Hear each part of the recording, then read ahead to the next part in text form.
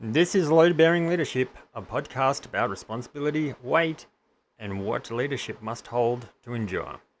Leadership isn't tested in calm conditions, it's tested under pressure. And when decisions carry consequence, the responsibility can't be delegated, and when the system has to hold. I'm Ric Marks. This is the leadership that holds. Leadership is often described as influence, or vision, or performance. Those descriptions aren't wrong, they're just incomplete. Leaders don't usually fail first in vision. They don't fail first in influence. And they rarely fail first in performance. They fail under weight. This podcast exists to name something leaders experience long before they have a language for it. Responsibility that doesn't go away, pressure that doesn't lift, and consequences that linger long after decisions are made. This is not a podcast about motivation. It's about leadership that holds. Most people step into leadership expecting complexity. What they don't expect is weight. This kind of weight that follows you home, that sits with you after the meeting ends, that remains even when the decision is technically made. That's where this work begins. If you've led long enough, you've felt this. The moment where every option carries cost. Delay is itself a decision, and someone else will live with whatever you choose. You're not panicking, you're not being dramatic. You're just aware. Aware that this decision won't end when the meeting does. Aware that someone's livelihood, confidence, or trust is downstream of your call. Aware that even if the outcome is right, it may still hurt. That awareness is load. It shows up quietly, in the pause before you respond, in the tension you don't name, in the mental rehearsal you do late at night, revisiting conversations you've already had. Most leaders don't talk about this, not because it's rare, but because it's constant. And when something is constant, it gets normalized until it starts to shape you. This is where many leaders start to feel heavier than they expect, less certain than they appear, more responsible than supported. Not because they're failing, but because the weight is real. Most leadership frameworks assume a world of stability. They assume time to reflect, emotional surplus, clean data, and cooperative conditions. But leadership rarely is exercised under these ideal conditions. Real leadership happens when information is incomplete, emotions are high, risk is asymmetric, and someone has to decide anyway. This is where models built on charisma, motivation, discipline, or performance optimization begin to fail. Motivation spikes and then fades. Discipline holds until it exhausts. Charisma works until the pressure strips it bare. None of these are bad, they're just insufficient under sustained load. Leadership isn't testing in calm waters. It's tested when pressure persists longer than energy. And that's when leaders begin to question themselves, not because they're incapable, but because the model they were handed doesn't match the terrain.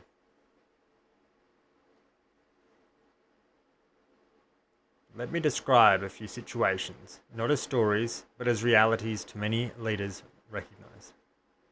A leader sits in a meeting where everyone agrees too quickly. They feel relief and then unease, because consensus arrived before tension was fully faced. Another leader delays a decision, not out of avoidance, but because every option creates loss. They know whichever path they choose will disappoint someone who trusts them. Another carries relational strain. They can't name it publicly. They are managing conflict quietly, absorbing tension so the system keeps moving. None of these leaders are weak. They are carrying load. And here's the part most people miss. Load doesn't announce itself as stress. It announces itself as vigilance, overthinking, emotional containment, and quiet isolation. Leaders often don't say, "I'm under pressure." They say, "I'm fine." And the system keeps going until something gives.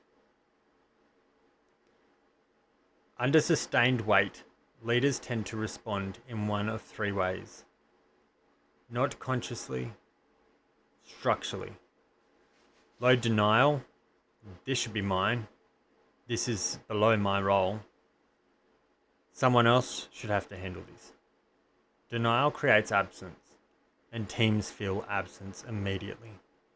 There's load holding. If I don't hold this, it will fall apart. Hoarding feels responsible. It is actually fragility disguised as competence. There's load dumping. Stress, urgency, or volatility gets pushed downstream. Teams begin managing leaders instead of work. None of these are moral failures. They are signals that load is misrouted.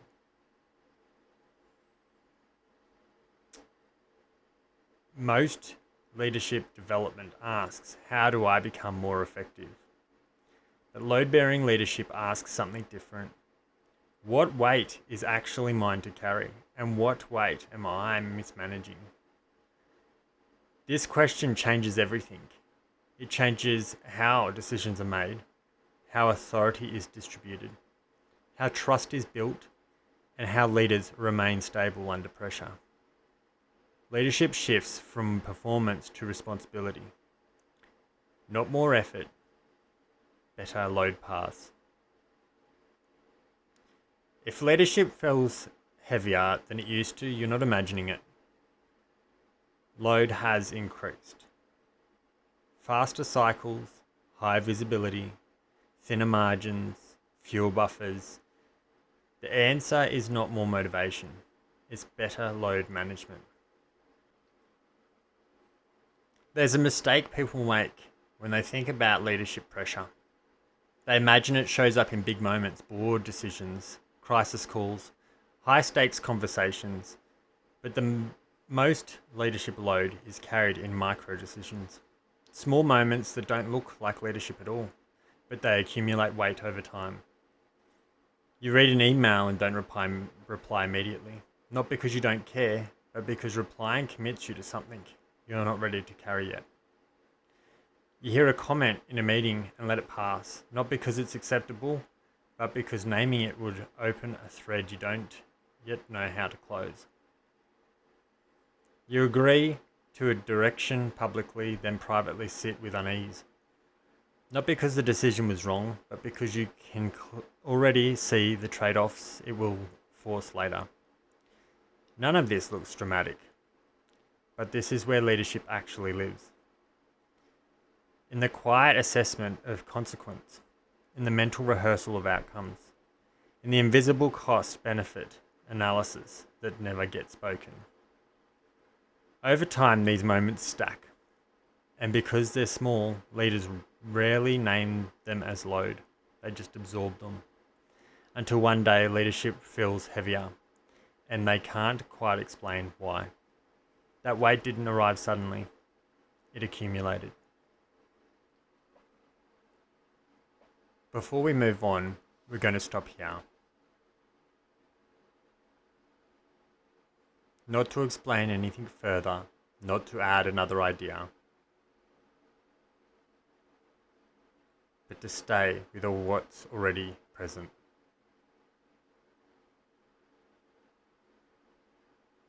Because leadership weight doesn't usually arrive loudly. It arrives quietly, and most leaders move past it too quickly.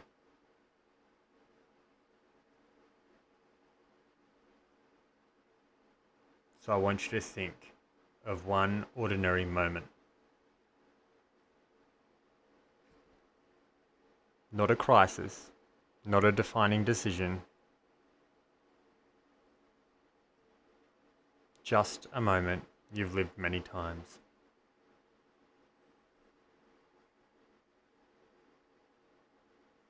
You're alone.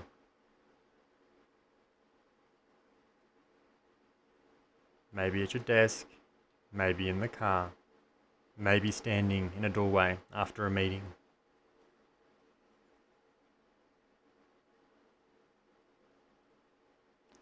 Something has landed. An email, a look, a sentence that didn't quite sit right.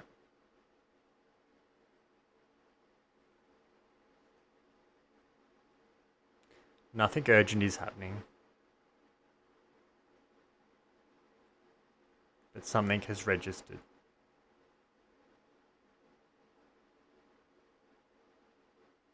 And instead of acting immediately, you pause.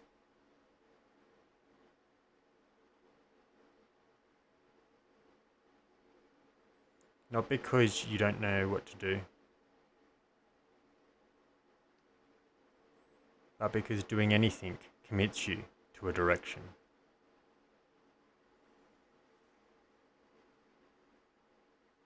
And directions have consequence.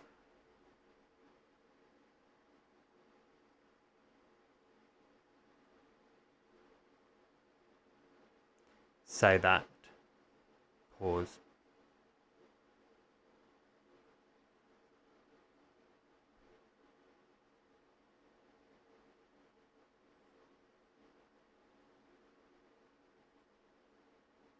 Notice what's happening.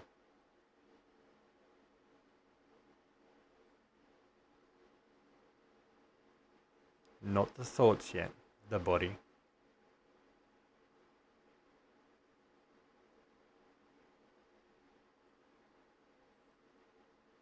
The slight tightening, the holding of breath. The sense that replying now will close off options that you're not ready to close.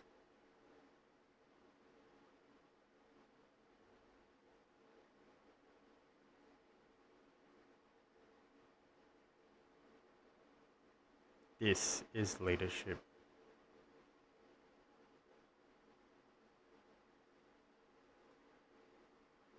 Not the action, the restraint.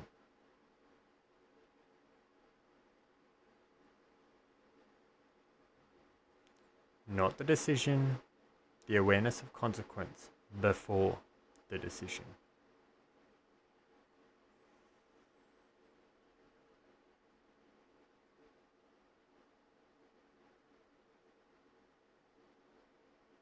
Most people never feel this.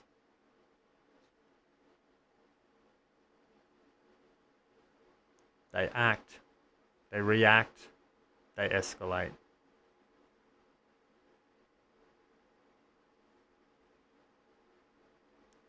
Leaders pause.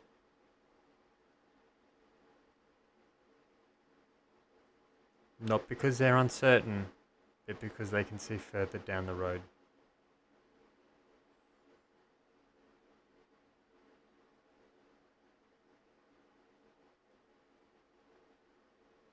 And every time you pause like this, you carry the future quietly.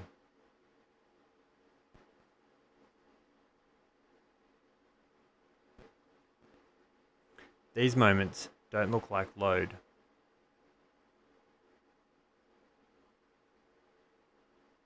They don't get acknowledged, they don't get counted, and they don't get credited.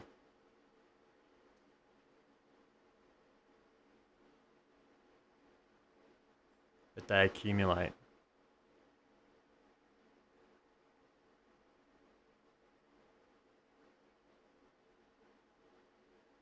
Leadership doesn't feel heavier because of one big decision.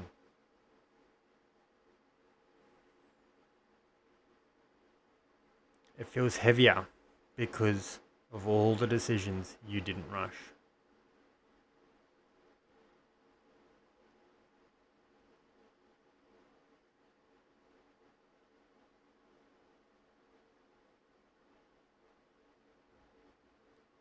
So why don't leaders talk about this?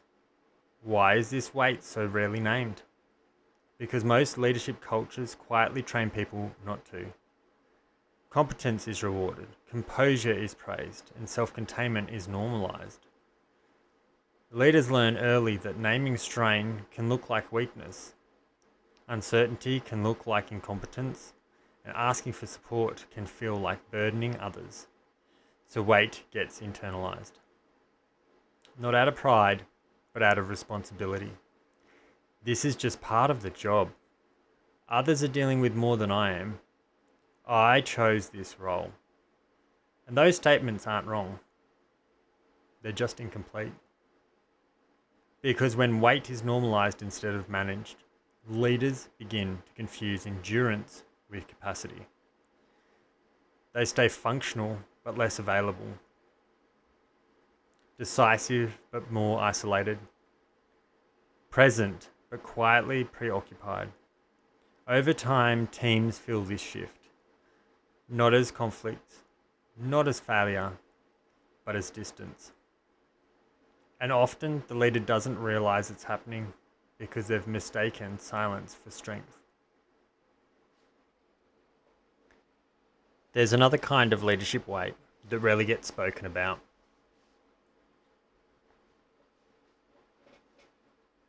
Not because it's rare, but because it has no obvious place to land.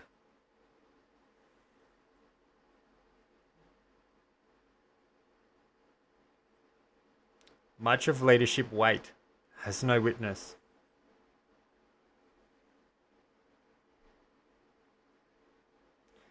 There is no meeting for it, no agenda item, no debrief.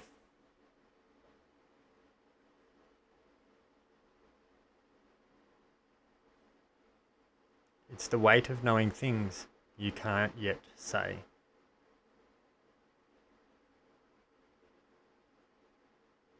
Patterns you can see forming, but don't yet have language for.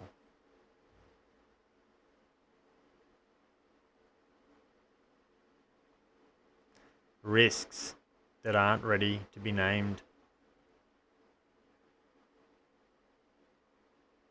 Because naming them too early would create fear before clarity.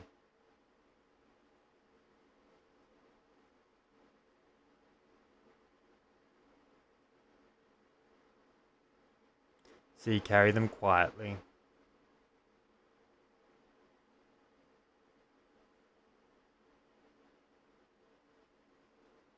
Not out of secrecy, out of care.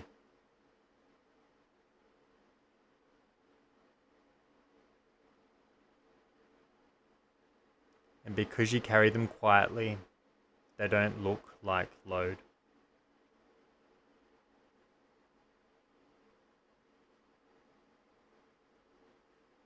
They look like competence.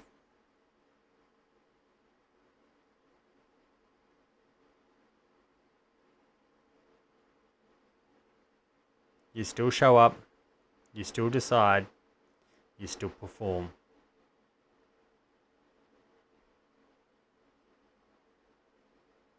It's something subtle shifts.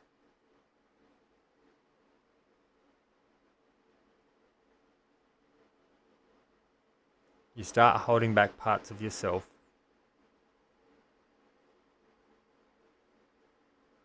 Not emotionally, cognitively.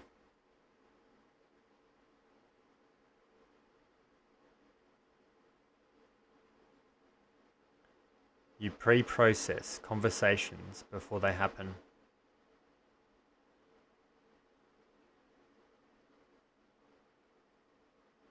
You simulate outcomes that never get discussed.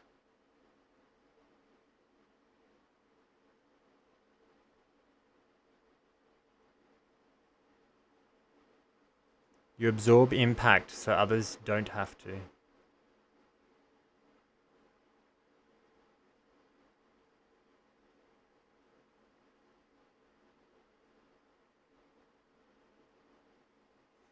This is often where leaders say, I don't feel stressed.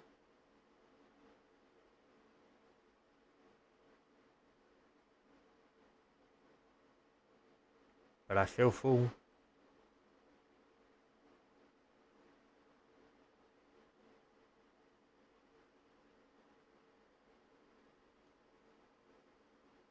That fullness is load.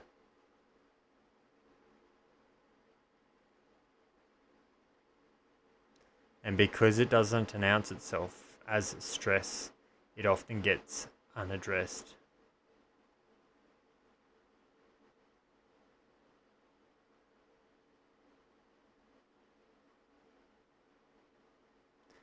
Leaders don't ask for support here.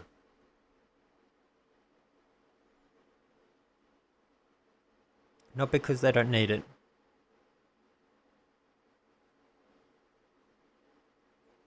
but because they don't know what to ask for.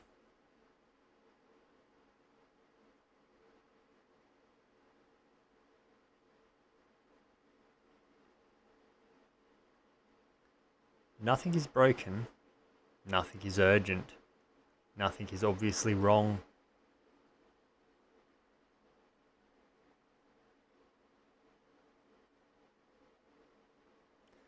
Just a steady accumulation of responsibility without release.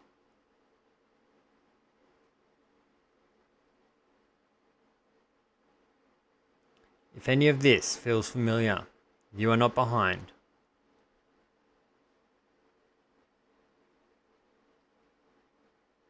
And you're not failing. The terrain has changed.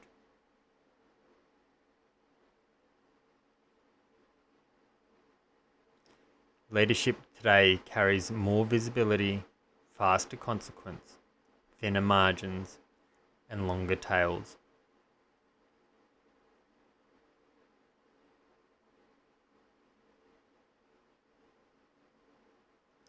Many leadership models were built for a world with more time and more buffer.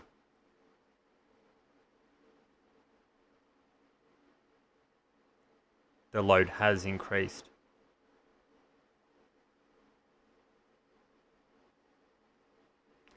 Feeling that weight does not mean something is wrong with you.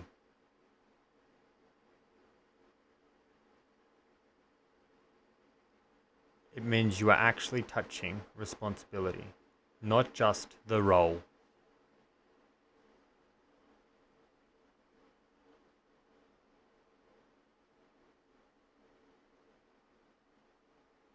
The work ahead is not pushing harder.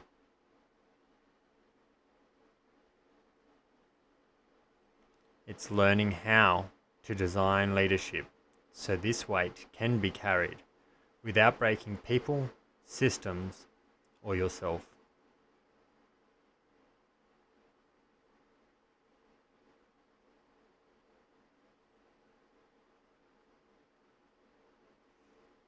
That is where load-bearing leadership begins.